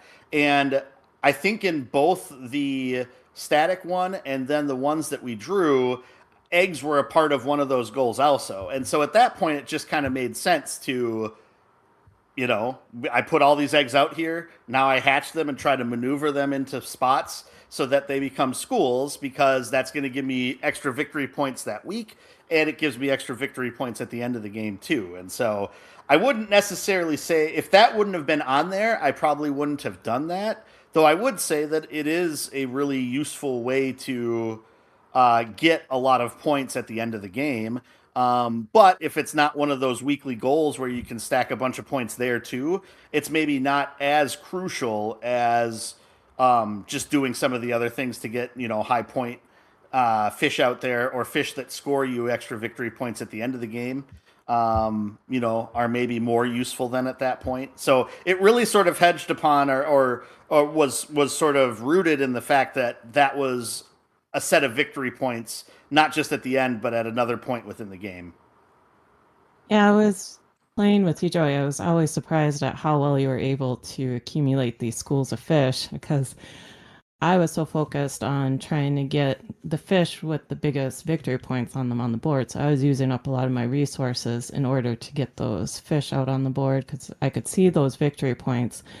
And I kept forgetting that the schools of fish did give you big bonuses at the end. So, I focused more on using the resources for the cards, but I was amazed watching Joey just accumulating all these little fish, moving them around. It's like, holy cow. And I think that both paths were valid, because you trucked us in the first game, right, Phoenix, when all four of us played? No, Casey and I tied. And Oh, then he you tied, ended and Casey won in the tiebreaker. Yeah, that's right. And then Burns beat us up pretty good in the second game, if I remember right, when it was just When it was Casey the three of us, yep. Yeah, I think like part of like Joey's success, like he said, like part of it is getting the right cards at these like specific drops, on the dive paths. But a lot of it too is just getting the right cards in general. So like if you have a lot of fish that require you to play eggs and pull eggs off your board to get them down, you're gonna have a hard time getting those schools out there unless you like get them out there and then like just try to get down into that egg laying path. But then you got to do the egg path and you got to do the hatch path. So like there is that juxtaposition where you're just like trying to like figure out the best way to do that, but you at the core you need those specific fish really for that to work. Yeah, one game, I had just the luck where most of my fish required a lot of discards to play them out. So I didn't have any cards in my hand, and like I felt extremely limited. The mitigating factor, or the way that I could potentially mitigate that, is to build down like the card drawing dive row, and like I didn't focus on that, and that's probably why I got kicked in the teeth in that game. But I was so frustrated in that game, because it's like, man, I drew a couple of fish. It's like, oh, I can discard 2 cards to play this one, or discard 3 cards to play this one. Great. And like it was super frustrating for me. So like I mostly enjoyed how like you built your engine so that like putting your fish in these different areas make your actions more powerful. But I also felt like it was kind of limiting for early actions. To me, nothing mattered besides getting fish into each region as quickly as possible, which made me take my focus away from those weekly goals, which we'll talk about in just a second. And just, I felt like the opening move is always going to be kind of similar here. It's like, what are the cheapest fish that I can get into these different regions, so by the time I go diving, I get the most out of that action? Do you guys think that's a worthwhile strategy, or is that just me locking into the tech track to my own detriment again? No, I mean, I think you have to get, especially early on, like you have to get fish out there to maximize your actions. And in any of these games where you're trying to, in any of these games, you're trying to maximize what you can do on each turn as much as possible. And so I think that makes sense to get those out there. And the way that the game gets away from randomness a little bit, or tries to mitigate the randomness of drawing out of that huge stack of fish, is you have the 10 starting cards that get randomized, and each player starts with 2 of those starting cards, as well as 3 from the larger fish pool. And I think that is the mechanism to at least give you something that you can play with the resources that you start with. And so after that, you're kind of boned as to whether you get there. And I think a lot of those starting fish are just in the top region. And so it makes it a little bit more difficult, especially that far column, I believe, is the one that doesn't have... the far column is the one where you have a fish on the board at the top, but then you don't have anything in the lower 2 regions, which makes sense because that's actions of hatching fish and moving them around are things that you don't necessarily need until a little bit later in the game. And so, whereas at the start of the game, that first column, and depending upon what your goals are for the week, the second column where you gain eggs, or the first column where you draw cards, are definitely the more important ones. And so, I would say you need to make sure that you get fish out and fill out every column as quickly as possible, just as long as you're maximizing the ones that you can that you need to use right away at first. So I think that's much more so the way to focus on it, and then open yourself up to being able to do those actions as fully as possible when you go diving. Yeah, so I play every game wrong. That's what I'm taking away from this. Oh, you're just learning, Tom. You're learning. Yeah, actually, I do want to get this game to the table right now and put that into play because, like, I do think that I was limiting myself, and now, yeah, I think I'll be more competitive. Thinking about how you actually win this game. To earn victory points, each week has an objective. Some fish have endgame point triggers, and you get points for each fish you've played, as well as eggs and younglings on your board. Phoenix, do you feel like you had multiple paths to victory in this game? I think each week helps you focus on something to get some points on the board so that you can try to see if you can be strategic and get a little bit ahead of everyone else. I tried to focus on those weekly goals, but I know last night I kind of missed out on one of them. I got 0 points because I was focused on trying to get these big fish out there and eat fish. And so I think they're very important to help change things up and give variety and to get some points that you can add towards the end of your max total. And so I think that is important.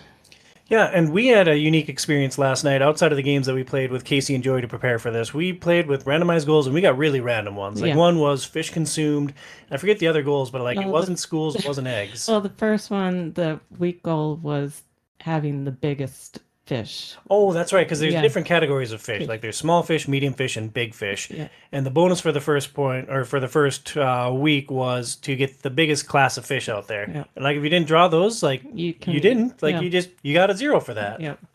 So that was super satisfying. And you mentioned that you had really focused on the victory points on the fish that you played, and that was like your primary driver for a goal. Do you feel like there's other ways that you could pursue victory, or do you feel like that is the best way? For me, I was using that as my goal marker. Is, you know, if I drew these big fish, like I had the whale shark in one game, and man, that was a big total victory point. So I was trying to maximize a way to get it out. So I used up a lot of my resources to get that fish out. But I also focus on there's certain cards of fish that have game ending bonuses. And so I tended to focus on those if I had them in my hand and if I could utilize those cards at the end. Because one bonus would be at the end of the game, which is week 4, if you have cards out there that have game end. And one card was you can put as many fish in the sun area as you can if you had the resources. So I was focusing on that during one of our games because I was like, if I can get these guys out there with high victory points, I'm going to try to focus on that instead of, you know, trying to get schools of fish, I guess, or other avenues of game victory points. So it feels like there were at least 2 paths that you saw as viable ways to victory. Casey? I just want to comment, like, I think that bonus point, like the randomized bonus point system, or the bonus point system in general, I mean, obviously it can be something where it turns the tide for you at the end of the game, maybe. But for me, like, I found, especially during the second game, I started thinking to myself, like, you know, I'm probably a little too locked in on just these bonus points, and I'm not focusing as much on what I need to do in the end game. And I think it actually did kind of hurt me in the end. Like, I was too focused on, like, oh, I need to do this to get more eggs out on the board. But then, like, I didn't really need them for what I needed to do in the long term. So I just ended up having a bunch of eggs out there that I didn't end up hatching and doing stuff with, right? So, like, so I think, like I said, it's something where I could see newer players or whatever, like, getting so locked in and fixated on those points that ends up hurting you kind of in the long term, which in that second game, I said, I feel like it did for me. And I wish I would have spent time doing other stuff that would have helped me in the long run. But that being said, there are lots of different things that you can do to hopefully make up for it, depending on the bonuses on the actual fish that you get out there and some other stuff. So there's definitely lots of different paths to winning this game, which is nice. Yeah, and I will say with the I think the bonus objectives, especially on the one that's sort of standard, is kind of built from the perspective of you're going through the sort of steps of how to create a good ecosystem to have enough resources and to have things that are going to get you points at the end of the game that aren't just like cards. And I will say that first game I was so effective at getting schools out there because I misread what the second week's objective was. I thought it was rows of fish, but it definitely the icons the fish cards. I was thinking I had to get the younglings in rows, and so I'd started to organize that, and it was halfway through that week I realized, oh, it's fish cards. And so I was like, well, I'm not going to be able to do super well at that. I'm just going to start putting them into schools at that point. And like you do, if you focus on it too much, you can do that to a detriment. I think that one game where I got all the schools, which is the first one when me, you, and Phoenix played, Tom, and I think I scored a lot on the schools, but then at the end of the game, I like had no real game end triggers. I had not a lot of fish on the board, and so I'm pretty sure Phoenix did beat me that time because I had like a good lead with all the points I got off of the schools, but at the end of the game I didn't have enough fish out there to really actually get me any points at the end. And yeah, that is one thing. If you just don't draw the right fish, it definitely makes it harder to try to figure out what your path to victory is. If you can't get any of those game end triggers, and if you can't get things that like are worth a lot of victory points, I think that's or are too expensive to try to play out. Because that's another thing that is tricky. And so some of it's just luck of having enough cards and the right things fall into place and getting them at the right time so that you can actualize them by the end of the game. For me, this game lives and dies on that card luck. Like, I'll say this: I enjoyed this game. I enjoyed this experience, and like, I really liked playing two players with Phoenix. I liked playing with you guys to prepare for this show. I like the bonus point system in general, particularly when they're randomized. But for me, the overall strategy in this game missed the mark because of that card luck. Like I mentioned, the misfortune I had to draw a bunch of cards that had a heavy discard cost. It was extremely limiting. Burns, you mentioned the game where you didn't have any of the end game triggers, and like I had 5 that game. So like that, you mentioned that felt limiting to you. So there's a lot that I enjoy about this game, but that card luck is kind of the life or death of it for me. Yeah, and I think as you get more experience with the game, though, I think you can find ways to get around some of the card luck. I mean, if you just ultimately aren't getting the right things, you're going to be hosed by the end of it. But for instance, where the one where you have to discard a lot of cards to play out fish, then it's like if you have the ability to play cards or fish out there that allow you to get discards back more often. I know that was one thing that helped me in the last game that we played, where I ended up having it so that when I went and drew cards, I would get I think it was 4 cards as I went down that dive path, and I'd get 2 cards back from my discard the first time I went through, or 1 every time after that. And so it's just like your hand just explodes in size if you can set that up, which then just gives you so many more options. And so I think in earlier games, I kind of focused a lot more on like the other columns and neglected that and just tried to make do with like the cards I kind of naturally drew or drew by just going down through that path once, where I think trying to cycle through them a lot just gives you a lot more options to try to maximize or mitigate sort of some of the difficulties you're having. Yeah, the more we played this game, the more I definitely focused on that card drawing column to make sure I had all the bonuses there to get the biggest toolbox that I can. Board gaming is largely a social activity. The only interactions in this game come when somebody else triggers an ability on one of their own fish. Phoenix, did you enjoy being secluded in your own little section of the Deep Blue, or would you have enjoyed having a more hearty crew and like more interactions with the other people at the table? For me, I personally enjoyed it. I like having my own little space, my own ocean, working against what I previously did, like with Fleet. Can I do better than I did the last time with the new goals or the new victory bonuses at the end of each week? So personally, I enjoyed it because it's not head-to-head competition. I am getting more comfortable with those, but this game I kind of liked. It was like a little cozy game for me to sit down, and I could almost see myself playing it on my own if I feel like playing something. So And it's awesome that it fits that niche for you. For me, like, it is good and it is bad. If I'm going to play a game where I'm focused entirely on my own thing and like building up my own thing, like irregardless of the people around me, I'd take Terraforming Mars over this like 99 times out of 100. well, I Terraform Mars is a gem, and finally playing it with you, and I really enjoyed it. But the game that we played last night, just the two of us, I mean, I got called away, and I could come back and know what I was going to do or where we're at in the game. Where like Terraforming Mars, you have all these cards, you have to remember all the different triggers, how many different colors, if you have a certain number type of cards. So I feel like Finspan was a nice game, at least for us. If we want to play something and the girls need us, we can walk away and then come back and pick up without having to like talk through like, okay, where were we at? What are we doing at this point? Whose turn is it?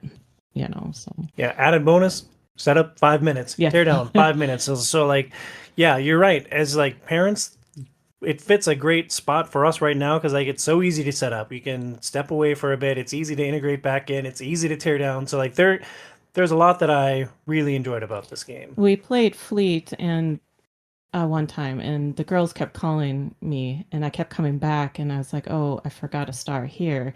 So with Fleet, it was harder for me to step away and try to help the girls with whatever they want. I just felt like it was a little harder for me to remember what each piece was. But with Finspan, I think it's a nice, easygoing, for someone that may just want to play something that's nice and calm or just, laid back. It's a nice game for that. So Yeah, and then let's jump to the other side of the aisle. Casey, you want to impose your will on people through your fish. Like, was there something for you to enjoy in this game without like direct conflict or like heavy player interaction? Yeah, I mean, if I'm playing a great white shark on my board, I want it to eat all of your fish, right? I mean, like, why doesn't it? Why can't I just like start removing fish from your guys' board? Like that Yeah, makes why does sense. it only consume my own fish? That's stupid. Yeah, I mean, like I said, I enjoy a game with a little bit more conflict in it, but these games certainly have their place. It's an enjoyable game.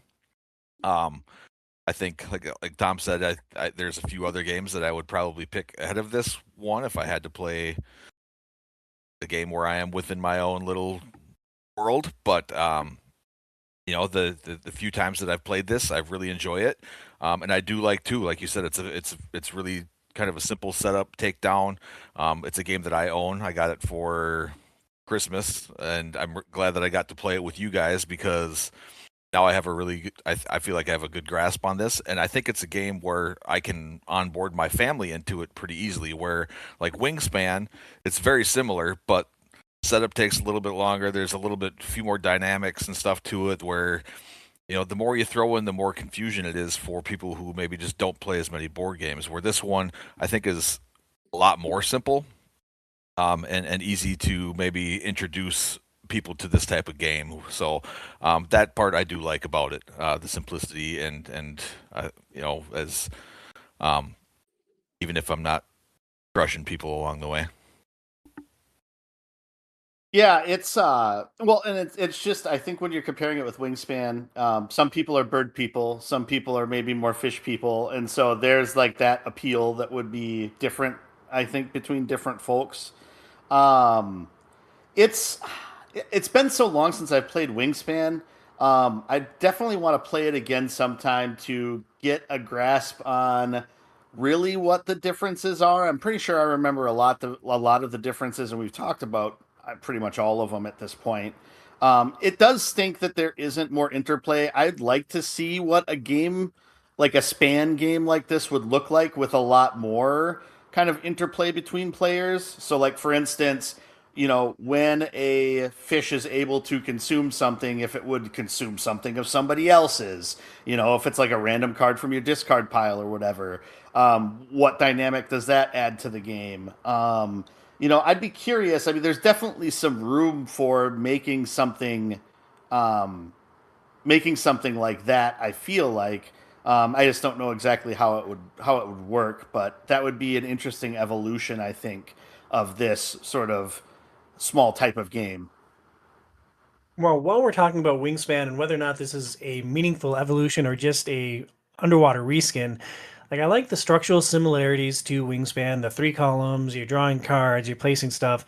I like how placing fish is a meaningful evolution on the formula. Like you have to be very thoughtful about where the fish are going or where they're able to go in your regions. But the biggest thing that I missed from Wingspan, well, two things. I missed picking from face up creatures that you're going to play and the shared food resources. That's the to me the biggest difference from Wingspan. I think there's three face up birds, and when you take bird action or whatever it's called in Wingspan, like you choose either one of the face up birds or you choose to draw blindly from the pile, and like that was a huge thing missing for me, because then like if there was something that fit within your strategy or your own like secret goal that you have in Wingspan, it's like it gives you more agency rather than just drawing blind every single time.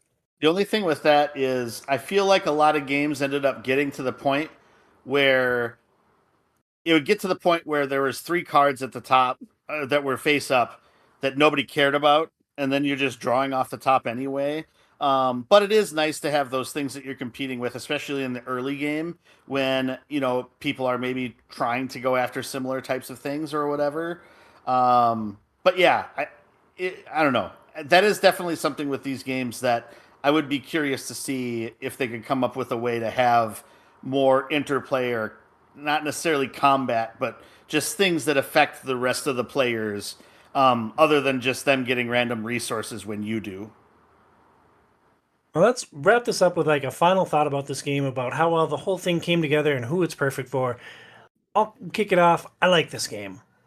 It's not going to be like the first thing to get to the table for me at any point, but I do really enjoy it. I think it's also a great way to onboard people to the board gaming hobby. And it's got the best player reference card that I can honestly think of in any game. Quick setup and quick teardown. Fish are cool. It's a great fit for parents. So, like, there's a lot that I like about this game. So I think it came together really well, and I think Feeney said it well, saying that it's a nice, cozy game. I think it works well as a resource. If we start playing it with Daisy, we can have her start reading like, oh, here's facts about fish. So it's kind of fun to learn new tidbits about fish, how they live. Are they in the upper part in the sun area versus the lower part, the whole ecosystem. So I think it's very fun to play, cozy, but also if you want, you can learn as well as you play. Love it. Yeah, I think I'm just gonna second everything you guys said. I couldn't have said it better myself. Like I said, I really like that aspect of Wingspan and Fishpan, that it's a learning game as well. Like you learn about the different fish and the different habitats and everything that they belong into, the different ecosystems. Same thing with the birds. And like I said, and you said, Tom, like it's a simple game. If you want to get into this type of kind of engine building mechanic and you want to onboard your family or friends or something, this is a simple game where you can start with this one and then maybe evolve into some of the other more strategic and tougher games down the road. But this would be a good one to cut your teeth on. Yeah, I mean, I think before we played that last game of it, I was a little bit more on the fence of, it's fine. If you like fish, you'll like it more than if you like fish more than birds, you'll like it more than Wingspan. But that last game that we played between Casey and Tom and me, it was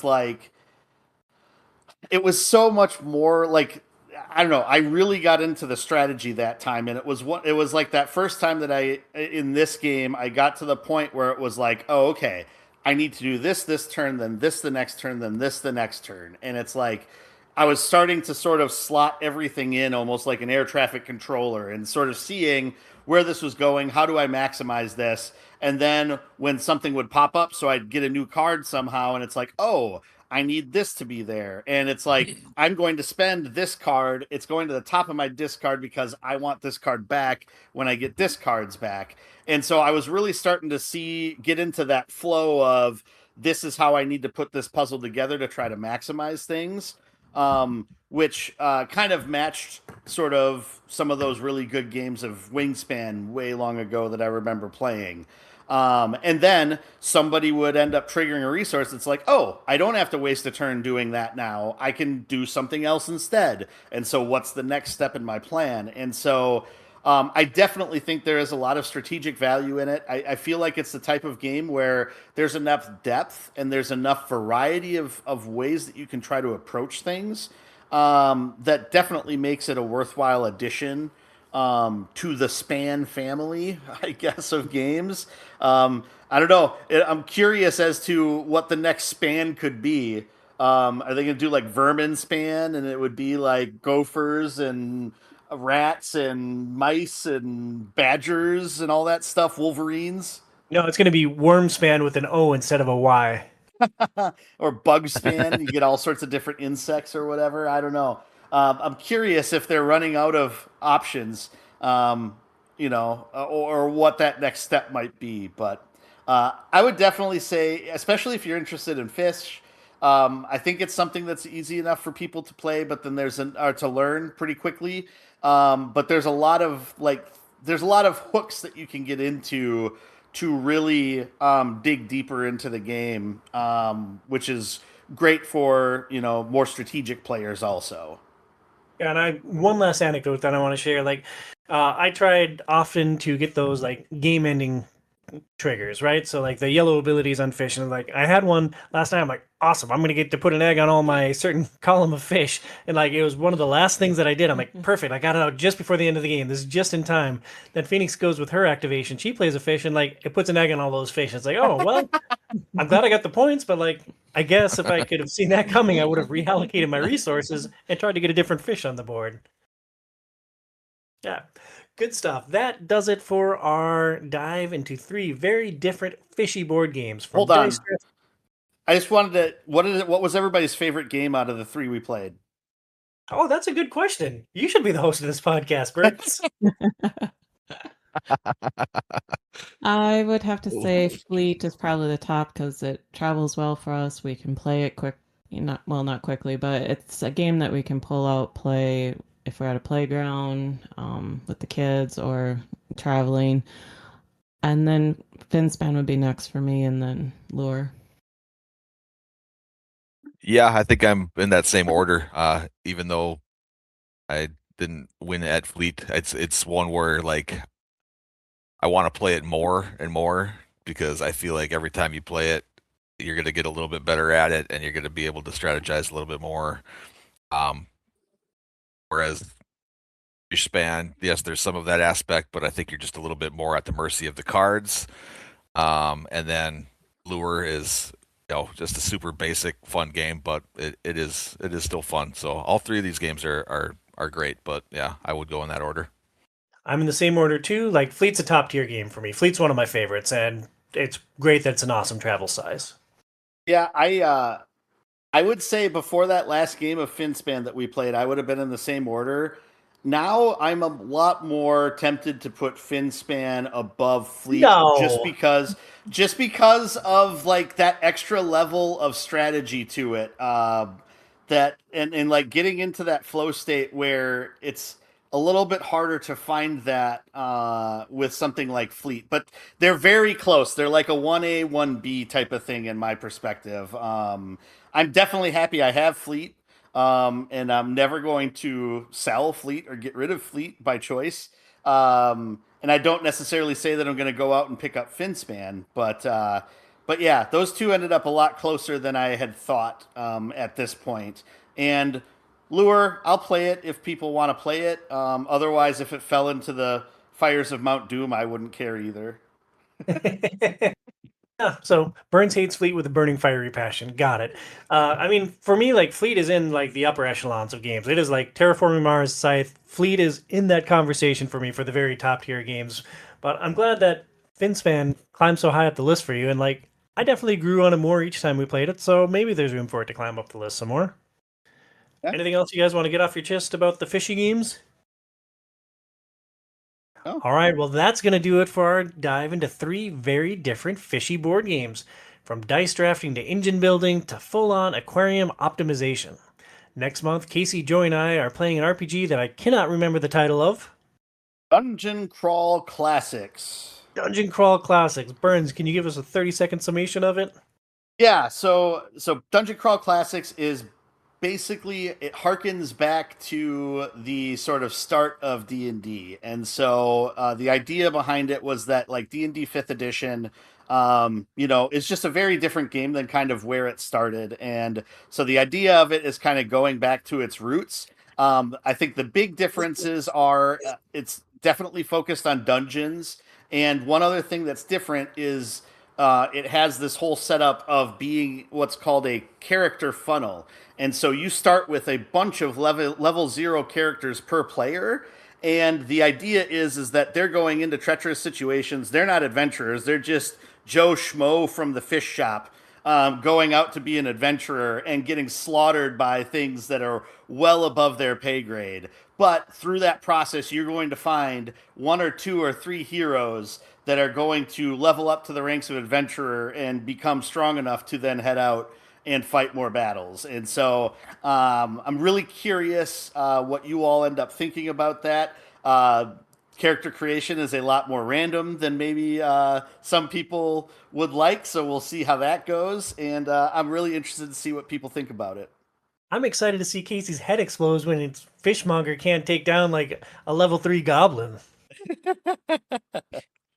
There's going to be some Gonna hurt be feelings with accurate. this one. It's going to be great. Mm-hmm. Casey's going to be mad.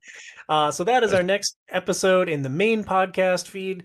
We'll also drop part 1 of our discussion, of our game club discussion, on the first half of Assassin's Creed Origins in the middle of this month. Play it with us and share your thoughts on the OiO Discord. Thank you for listening to Outside is Overrated. Please review us on your favorite podcast platform and support the show on Patreon at patreon.com/OiO. For Joey at HobbyBoxBurns on X and twitch.tv/HobbyBoxBurns.